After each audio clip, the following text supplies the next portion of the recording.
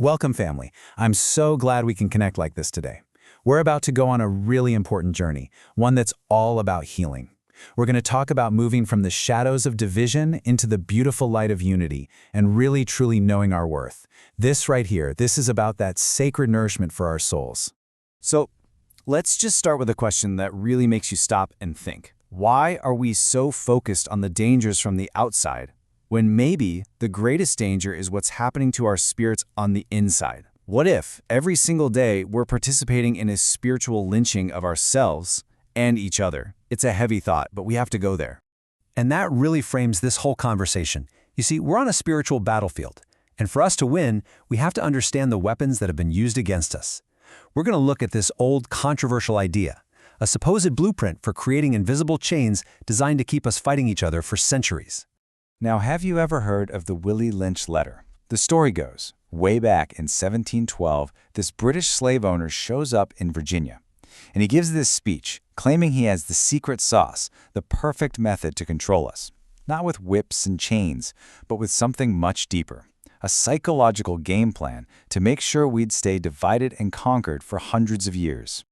Okay, so we gotta be 100% real about this. Most historians, when they look at this letter, they say, man, this isn't it. They believe it's a modern fake. And they have reasons, They point to words like refueling, which people just didn't use back in the 1700s. There's also no record of any dude named Willie Lynch anywhere. The whole style just feels more like something written in the 20th century, not the 18th. But listen, and this is the part that really matters. Whether the letter itself is real or fake is almost beside the point. The tactics it talks about? Oh, they are painfully 100% real. The reason it hits so hard is because it perfectly describes the playbook that was used against our ancestors. The whole strategy of divide and conquer was absolutely a cornerstone of the American slave system. That's a fact. And look, this isn't just a history lesson.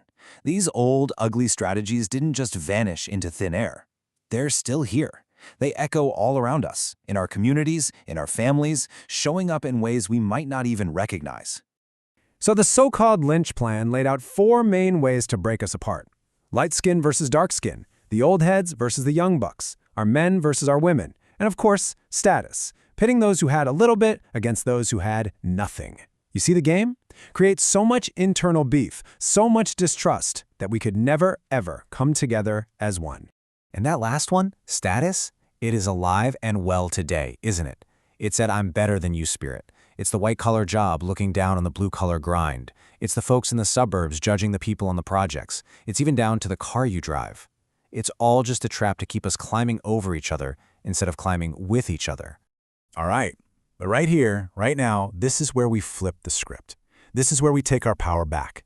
Because instead of looking out there for approval, we're about to turn inward. This section is all about reclaiming our true value, which has absolutely nothing to do with what the world sees on the outside. Come on, you know the feeling, right? That pressure to have the right brands, drive the right car, to keep up with everybody else just to prove that you matter. But I want you to sit with this for a second. What are we really gaining? Is all that stuff bringing you peace? Is it making you feel whole on the inside? This brings us to one of the realest questions ever asked. What's the point of gaining everything this world has to offer? All the money, all the fame, all the stuff, if you lose yourself in the process? If you lose your soul, your peace, your integrity? What was it all for? And this just backs it all up, We're so busy performing for people, trying to look good on the outside. But people only see the surface. The Most High, though, He's looking at the heart. That's the real you. That's where your true value is measured. It's not about what you have, it's about who you are. So that's our real work. Forget all the external stuff. Let's focus on decorating that hidden man of the heart. Because you see, the clothes fade, the cars break down, the money comes and goes. But your spirit, your character, that's incorruptible. And in the eyes of the Creator, a kind and peaceful spirit is worth more than all the gold in the world. All right, so once we get that foundation right, once we know our worth comes from within, what's next? Well, we have to bring that healing energy into our relationships, especially between our Black men and women, because so much poison has been poured into that well. I love how simple this next idea is. It breaks it all down. In life, you can be a lover or you can be a hater. And this isn't about romance, it's about your spirit. Lovers mind their own business, they speak life into people, they encourage you. Haters, on the other hand, live for gossip, negativity, jealousy, and insecurity. We have to make a conscious choice every single day about which energy we're bringing into our homes and our community. You've heard it a million times. Hurt people, hurt people. It's the truth. When we're walking around with unhealed wounds, we end up bleeding on people who didn't cut us. But we can be the generation that breaks that cycle. And it starts with us. It takes self-awareness to even see our own pain, empathy to understand someone else's, the courage to forgive, and the character to take accountability for our own mess. And for anyone who's struggling right now, trying to heal a relationship where the trust has been shattered, there is a path forward. First, you have to acknowledge the pain. Really feel it. Don't rush it. Then, you got to communicate openly. Take responsibility for your part and patiently, day by day, work to rebuild that trust. It's a process. And it ends with forgiveness, which is really about setting yourself free.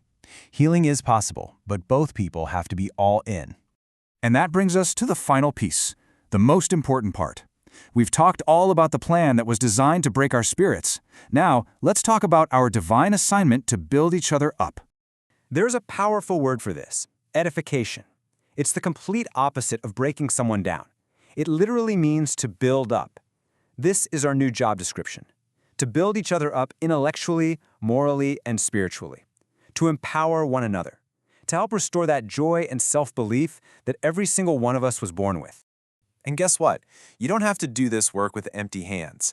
Think of this list right here as your spiritual toolkit. When you're feeling scared or vulnerable, you go to Psalm 91 for that divine protection. When you feel tired and weak, you go to Isaiah 40:31 to get your strength renewed. When your mind is racing, Philippians 4:7 gives you that peace that makes no sense. These words are life. They are our nourishment. So here it is. This is what it all comes down to. The enemy's whole game plan was to get us to magnify our little differences to keep us weak and divided. Our new covenant, our new way of life, is to stop focusing on that and start magnifying what really matters. Magnify the good in each other. Magnify what unites us. And above all, magnify the Most High. That, my family, is how we heal. That is how we win.